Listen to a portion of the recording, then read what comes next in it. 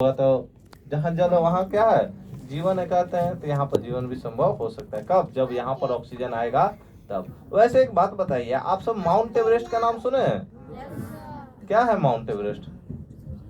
एक पहाड़ है, एक माउंटेन पीक है, जो कि अभी तक सबसे बड़ा ऊंचा है। लेकिन एक और बात बताना चाहता हूँ कि एक और माउंटेन है जो कि हमारे माउंट एवरेस्ट से भी बड़ा है। हाँ, ये उभरा हुआ पार्ट आप मंगल ग्रह पर देख रहे हैं, पहाड़ है जिसका नाम माउंट ओलंपस है, या फिर ओलंपस माउंट्स के नाम से भी जाना जाता है। इसकी ऊंचाई की बात करूं तो करीबन 24 किलोमीटर दोस्तों, 24 किलोमीटर लंबा है ये माउंटेन। बताइए, ऐसे पिक्चर में देखने में इतना बड़ा लग रहा है, इसके सामने जाएंगे तो हम लोग चींटी से भी छोटा लगेंगे।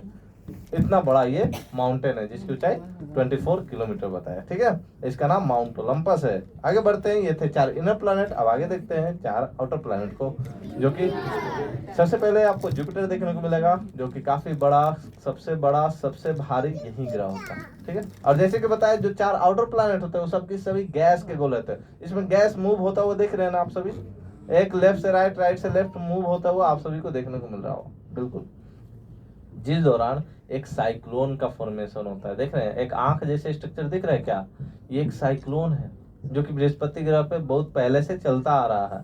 ठीक है, इस साइक्लोन को द ग्रेट रेड स्पॉट के नाम से जानते हैं। ठीक है, और इसकी साइज की बात करूं तो इसके अंदर करीबन 3 पृथ्वी आराम से समा सकती है, इस छोटे से आंख के अंदर। तो इस साइक्लोन के अंदर 3 पृथ्वी समा सकते। तो सोच के देखिए, पूरे बृहस्पति ग्रह में, पूरे जुपिटर में कितनी पृथ्वियां समा सकते हैं दोस्तों? बताइए, कुछ तो बताइए, कुछ तो। 10, 20 हजार, 1500, 1300, कितना? तकरीबन 1200 से लेकर 1400 पृथ्वी इसके अंदर समा सकती। इतना बड़ा हम लोग का बृहस्पति ग्रह है। समझ में आया ताई, कितना बड़ा ये बृहस्पति। ओके, यहाँ पर नंबर ऑफ सैटेलाइट कितने इसके चारों तरफ घूमते रहते होंगे? नंबर ऑफ सैटेलाइट तकरीबन 95 उपग्रह, जो 95 सैटेलाइट इसके चारों तरफ घूमते रहते हैं। ओके, हमारे पृथ्वी पर दिन और रात का समय कितना होता है? 24 आवर, 24 घंटे का दिन रात। यहाँ पर सिर्फ और सिर्फ 10 घंटे में दिन रात कंप्लीट हो जाता है दोस्तों, सिर्फ और सिर्फ 10 घंटे में। समझिए बात को। चलिए आगे बढ़ते हैं और सैटर्न को देखते हैं, वो भी बिना रिंग का, है ना। वैसे हम लोग सैटर्न को रिंग से पहचानते हैं, उस रिंग को हटा दें तो ओरिजिनल सैटर्न देखने को मिल रहा है अभी हम लोग को। ये हमारे सोलर सिस्टम में दूसरा सबसे भारी ये प्लेनेट होता है। और यहाँ पर उपग्रह का संख्या बताएं तो करीबन 145 उपग्रह इसके चारों तरफ घूमते रहते हैं। 145 उपग्रह इसके चारों तरफ घूमते रहते हैं, है ना। ये बात है इसके बारे में, सैटर्न शनि ग्रह। आगे बढ़ते तो यूरेनस कुछ आपको ऐसा देखने को मिलेगा, नाइट बल्ब की तरह आसमान में चमकता हुआ दिखता है ना। और ये आईसीएस चैन, यानी यहाँ भी सूर्य का लाइट बहुत कम पहुंच पाता है, जिसका ये भी ठंडा बहुत ज्यादा होता है। और उससे भी ठंडा कौन होता है? देखिए, कुछ ज्यादा ही ये ठंडा बर्फीला देखने को मिलता है। अभी तक का सबसे लास्ट प्लैनेट कौन होता है?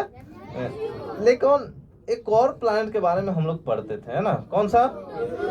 ये आपके सामने बिल्कुल प्लूटो है, बिल्कुल ऐसा दिखने वाला, जिसको अब हम लोग ड्वार्फ प्लैनेट के नाम से जानते हैं। ठीक है, हाँ, 2006 के बाद इसको प्लैनेट के कैटेगरी से हटा दिया गया। हटाने का वाले संस्थान है IAU, इंटरनेशनल एस्ट्रोनॉमिकल यूनियन द्वारा इसे प्लैनेट के कैटेगरी से हटाकर ड्वार्फ प्लैनेट रखा गया। ठीक है, ये थे प्लैनेट का समूह जो कि अभी हम लोग देखा।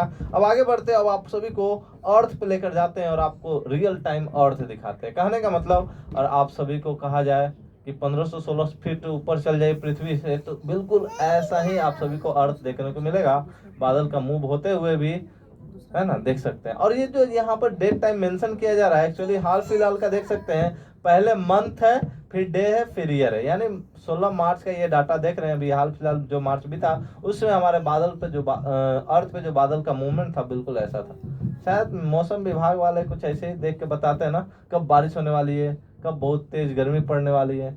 अब तो यही न्यूज मिल रहा है कि अब बहुत तेज लू भी बहने वाली है ना, गर्म हवाएं। ठीक है, ये बात। चलिए एक जादू करते हैं बच्चों लोग, जितने सारे अभी बादल देख रहे हैं और जितने भी बादल अभी गायब कर दिया जाए तो हमारी पृथ्वी कैसे देखने को मिलेंगे। चलिए देखते हैं, अर्थ विदाउट क्लाउड्स।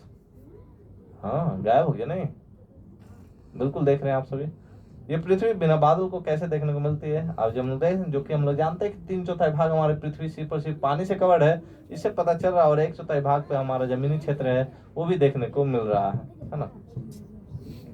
और एक फैक्ट बताऊं तो हम लोग सिर्फ और सिर्फ 1% इलाके पे ही रहते हैं। मनुष्य जो निवास करता है अपने 1/4 भाग पे, और उसके भी 1% इलाके पे मनुष्य निवास करता है है ना, समझ गए कितना कम एरिया में हम लोग रहते हैं। नहीं हम लोग मरुस्थल में रहना सीखे हैं, नहीं पहाड़ों में रहना सीखे हैं, नहीं पानी में रहना सीखे, है ना। ये देखिए ध्यान से। चलिए आगे बढ़ते हैं। और जितना सारा पानी हमारे पृथ्वी पर मौजूद है, अगर सब के सब गायब सूखना चालू हो जाए तो कैसी दिखेगी, ये भी देखिए, है ना। जितना सारा पानी है धीरे धीरे धीरे धीरे क्या हो जाए दोस्तों, गायब हो जाए, तो कुछ ऐसा देखने को मिलेगा जिसको हम लोग ब्लू प्लैनेट कहते थे, अब देखिए डेड प्लैनेट हो गया। एक इमेजिनेशन करके दिखा रहे हैं कि अगर सच में बादल गायब हो जाए, पानी भी गायब हो जाए, तो हमारी अर्थ कैसी देखने को मिलेगी, है ना। बिल्कुल देख रहे हैं आप लोग। चलिए आगे बढ़ते हैं। जैसे कि हम लोग जानते हैं कि हमारे पृथ्वी पर एक तरफ दिन होता है तो एक तरफ रात होता है, तो वही देखिए अभी दिन का समय हम लोग का अर्थ कैसे देखने को मिलता है और नाइट व्यू में अर्थ कैसे देखने को मिलता है। बिल्कुल देख रहे हैं, जो लाइन सेपरेट कर रहा है डे नाइट में, line of separation grey line या फिर टर्मिनेटर के नाम से भी जानते हैं हम सभी, ठीक है। देखिए दिन का समय कैसे दिख रहा है और रात का समय कैसे दिख रहा है, ठीक है। आगे बढ़ते हैं और पूरे अर्थ को नाइट व्यू में देखते हैं, यानी रात के समय में हमारा पूरा पृथ्वी कैसे दे, ऊपर से हम लोग का जो भारत है कैसे देखने को मिलता है, ये ध्यान से देखिए, है ना। काफी अच्छा लग रहा है ना, चमकता हुआ। एक्चुअली जहाँ जहाँ लाइट जल रहा है वहां पर लोग रहते हैं, जिसके अंश वहां लाइट है, बिल्कुल। और जहाँ लाइट नहीं वहां पर लोग नहीं रहते होंगे। तो एक्चुअली जो लाइट है, जो हमारे घरों में, रेलवे स्टेशन, बस स्टैंड, दुकानों में, सड़कों पे जो लाइट जलती है, जब उस समय सेटेलाइट फोटोग्राफी ली जाती है तो बिल्कुल ऐसे देखने को मिलता है। और ड्रैगन टाइप का जो देख रहे हो जापान, उसके बगल में ईस्ट चाइना है, नॉर्थ कोरिया, साउथ कोरिया वहीं मिलता है, नीचे रसिया मिलेगा देखने को, है ना। चलिए आगे बढ़ते हैं। तो आपको टूटा फूटा छिपकली टाइप का देखने में कुछ मिल रहा है क्या, हाँ, है ना। ये यूरोप के कंट्रीज है, बिल्कुल आपको ऐसा कुछ देखने, और एल से नीचे सऊदी अरेबिया है, देन उसके बगल में चले तो अफ्रीका है। अब कहेंगे सर अफ्रीका में इतना लाइट कम क्यों है, क्योंकि आप लोग पता है सहारा डिजर्ट नाम सुने हैं, सहारा रेगिस्तान, हाँ, तो यहीं पर पाया जाता है, जिस कारण से लोग अभी कहे ना कि रेगिस्तान में कोई रहना पसंद करेगा, बिल्कुल नहीं, जिस कारण से यहाँ पर लाइट का इंटेंसिटी बहुत कम है। और तटीय क्षेत्र पर, समुद्र के किनारे आप देख सकते हैं कि लाइट कुछ ज्यादा ही देखने को मिलता है। आगे बढ़ते हैं, साउथ अमेरिका चलते हैं। अब कहेंगे सर यहाँ भी बीच में लाइट कम है, बाकी अगल बगल लाइट कुछ ज्यादा है ना।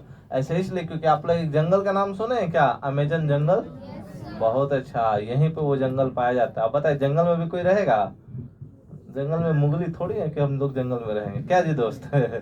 चलिए आगे बढ़ते हैं। और ये नॉर्थ अमेरिका है, यहाँ भी लाइट इंटेंसिटी आप लोग देख सकते हैं। बाकी आप लोग पूरे वर्ल्ड में देखिए नाइट व्यू कैसा नजर है। आप कहेंगे सर कि बीच पानी में भी लाइट देखने को मिल रहा है, कहेंगे ना। अब कहीं पानी में कोई रहता है क्या, नहीं भाई। आप लोग आइलैंड नाम सुने होंगे, महाद्वीप जिसको कहते हैं, है ना। तो वैसे देखिए जो चारों तरफ पानी और बीच में जमीन हो, वैसे जगह को आइलैंड कहते हैं, तो वहां पर तो लोग रहते हैं, जिस कारण से वहां लाइट देखने को मिला। चलिए आगे बढ़ते हैं और आप सभी को बायोस्फीयर के बारे में बताने, यानी जहां जहां ग्रीन कलर आपको देखने को मिलेगा वो सभी के सभी जगह पे पेड़ पौधे होंगे, जंगल एरिया होगा, खेती बाड़ी की जाने वाले जगह होंगे। लेकिन जहां पर ग्रीन कलर नहीं है वहां क्या हो सकता है, या तो रेगिस्तान वाला एरिया हो सकता है, बंजर जमीन हो सकता है, जो कि यहाँ पर दिखाया जा रहा है। चलिए हम लोग गौर करते हैं अपने भारत पे, क्या हमेशा हरा भरा रह रहा है क्या, कहेंगे नहीं सर। जैसे वसंत ऋतु आते हैं तो पेड़ पौधे में नए नए पत्ते लग जाते हैं, तो काफी हरा भरा देखने को मिलता है। लेकिन जैसे ही पतझड़ का सीजन आता है तो पेड़ पौधे में से पत्ता गिर जाता है, जिस कारण से रूखा सूखा देखने को मिलता है, येलोविश कलर आप देख पा रहे हैं, देख रहे हैं ना, बिल्कुल। लेकिन अभी आप लोग एक जंगल का नाम बताए, कौन सा जंगल, कहाँ मिलता है, साउथ अमेरिका। देखिए ध्यान से, यहाँ चाहे जैसा मौसम सीजन हो, यहाँ पर ग्रीन कलर हट ही नहीं रहा है। इस जगह को हम लोग पृथ्वी की फेफड़ा के नाम से जानते हैं, या फिर इंग्लिश में कहता है the lungs of the earth. अगर जगह पूछा जाए तो इसी अमेजन जंगल को कहते हैं। इतना ज्यादा मात्रा में जंगल पाया जाता है, कहा जाता है इसके अंदर जो जाता है ना, मुगली भी वापस नहीं आता है। अरे इतना भयानक जंगल है, समझिए ना। कहीं ना कहीं कहा जाता है कि जगह कहीं हमारे एटमॉस्फेयर में मौजूद ऑक्सीजन को भी रिफिल करने में काम आता होगा, ठीक है। आप सभी फोन चलाते हैं घर में, सब चलाते हैं भाई, है ना। ऐसे थोड़ी मुगली को सब जान गया।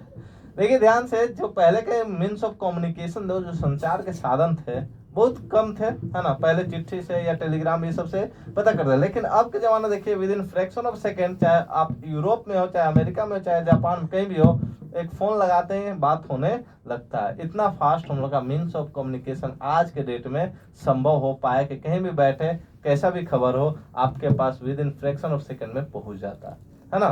कौन सा जमाना चल रहा है, 5G कि 4G, देखिए बच्चे लोग कितना तेज है, 5G की जमाना चल रहा है ना, तो इसलिए मीन्स ऑफ कम्युनिकेशन भी बहुत तेजी से हम लोग का सुधरा है। पहले बड़े बड़े फोन हुआ करता है, अब देखिए छोटा छोटा फोन भी आने लगा है। बात में चलिए इसी के साथ शो को यहीं समाप्त करते हैं दोस्तों। Thank you everyone, thank you so much. Show में बने रहने के लिए अब आप जाके पूरा साइंस सेंटर घूम सकते हैं, लेकिन आप लोग का एक और शो बाकी है, साइंस मैजिक शो, जादू वाला शो देखना है ना उसको भी, तो बिल्कुल अभी वहीं चलेंगे हम लोग साइंस मैजिक शो में। और